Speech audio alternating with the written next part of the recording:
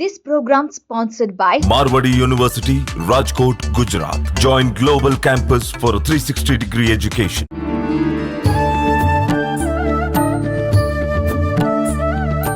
నమస్కారం, welcome to I dream. ధర్మ మార్గం కార్యక్రమానికి స్వాగతం. నేను మీ విజిత. ప్రస్తుతం మనతో పాటు ఉన్నారు ప్రముఖ ఆధ్యాత్మికవేత్త, దత్త ఉపాసకులు, గణపతి ఉపాసకులు మురళీధర శర్మ గారు. ఇప్పుడు వారితో మాట్లాడి మనకున్న సందేహాలన్నింటినీ నివృత్తి చేసుకుందాం. నమస్కారం గురుగారు. మహాదేవ శ్రీమాత్ర నమః. గురుగారు, అమావాస్య ఈసారి వచ్చే అమావాస్యకి చాలా ప్రత్యేకత ఉంది అని, ఆదివారం, అమావాస్య, పుష్యమి నక్షత్రం ఈ మూడింటి కలయికతో వచ్చింది అని చెప్పి చెప్తున్నారు. ఆ రోజు ప్రత్యేకంగా మనం ఆచరించాల్సిన విధి విధానాలేంటి, పూజా కార్యక్రమాలేంటి తెలియజేయండి. ఆదివారం అమావాస్య రావటం అనేటువంటిది విశేషమే. కానీ పూజా కార్యక్రమాలు అనేటువంటి విషయం చూస్తే మన దగ్గర అమావాస్య అంటేనే నెగిటివ్ అయిపోయింది. అవును. ఎందుకు అంటే చంద్రుడు మనస్సుకు కారకుడు, సూర్యుడు వచ్చేసి ఆత్మకు కారకుడు. ఇప్పుడు ఇవి రెండు కూడా కలిసి ఉండేటువంటి సందర్భంలో కొందరి జాతకములో పరస్పరము సూర్యుడు చంద్రుడు చూస్తూ ఉన్న, లేదా రాహు చంద్రుడు ఇంపాక్ట్ ఉన్న అంటే కొన్ని స్థానాలలో వీరికి ఈ అమావాస్య వచ్చినప్పుడు ఒక భయాందోళనమైనటువంటి పరిస్థితి ఉంటుంది ఖచ్చితంగా కూడా. లేదా ఏమైనా బ్లాక్ మ్యాజిక్ లైక్ ఇలాంటివి చేసేటువంటి వారు, ప్రయోగాలు చేసేటువంటి వారుకి జనరల్గా మనకు దిష్టి తీస్తూ ఉంటారు కదా. ఈ దిష్టి తీసి ఎక్కడైనా 4 కూడలు కానీ 3 కూడలు కలిసే చోట పెట్టేటువంటి సందర్భాలలో వాటిని చూసినా కూడా వీరు భయాందోళనకు గురవుతారు ఇలాంటి జాతకులు. అయితే ముఖ్యంగా కూడా పుష్యమి అంటేనే అది మేక, అంటే పుష్యమి నక్షత్రానికి అధిపతి శని భగవానుడు, బ్లాక్ కలరు, మేక జంతువు, దాని యొక్క నాడి.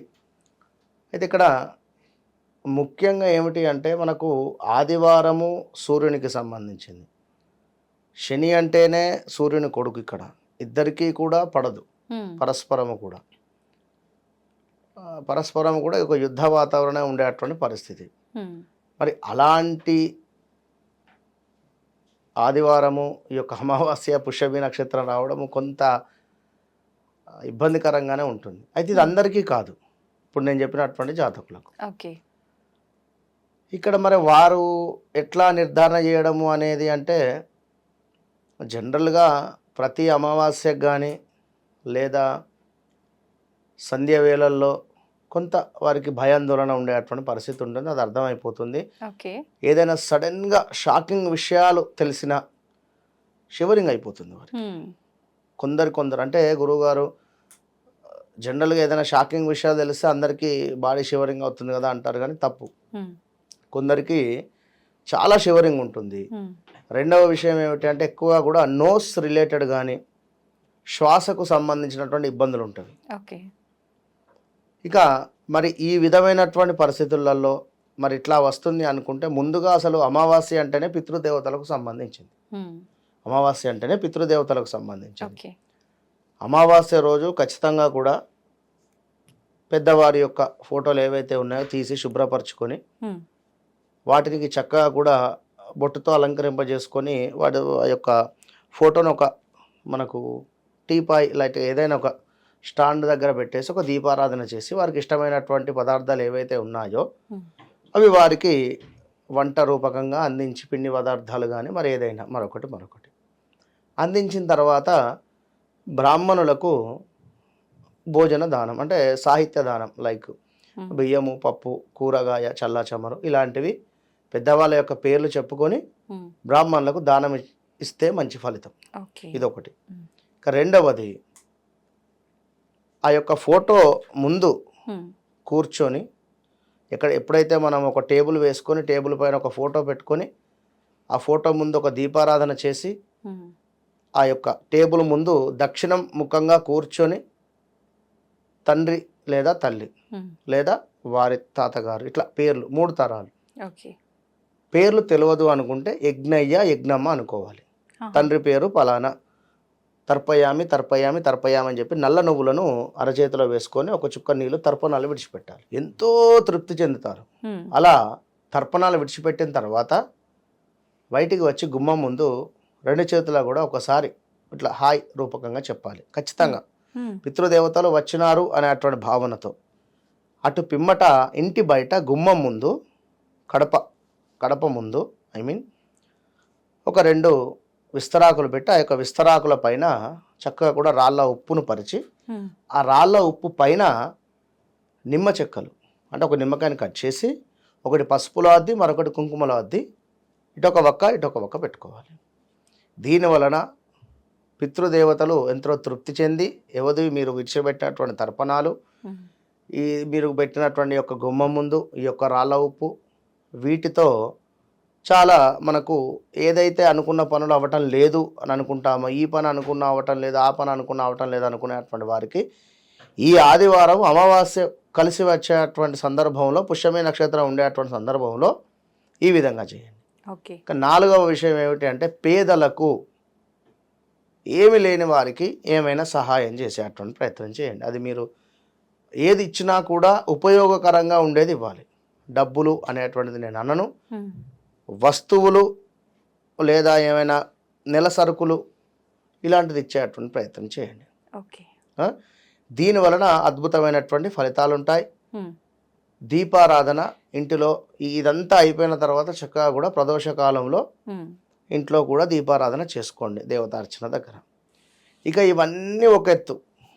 ఇప్పుడు ముఖ్యంగా ఎవరికైతే ఆర్థికపరమైనటువంటి ఇబ్బందులు జరుగుతూ ఉన్నదో, వివాహానికి సంబంధించింది కానీ లేదా ప్రతిదీ కూడా మాకు ఆటంకాలు వస్తున్నాయి అనుకునేటువంటి వారు కానీ, లేదా అసలు ఏలినాటి శని కానీ అర్ధాష్టమ శని కానీ లేదా అష్టమ శని కానీ వీటి మూలకంగా బాధపడేటువంటి వారు ఈరోజు ముఖ్యంగా చేయాల్సినటువంటి పరిహారం ఏమిటి అంటే ఒక జమ్మి చెట్టు వేరును సేకరించుకోండి.